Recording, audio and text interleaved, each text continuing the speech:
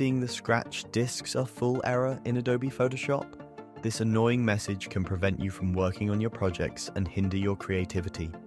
This error occurs when Photoshop doesn't have enough space on the designated scratch disks to perform operations. Scratch disks are temporary storage locations used by Photoshop to store data when there isn't enough RAM available.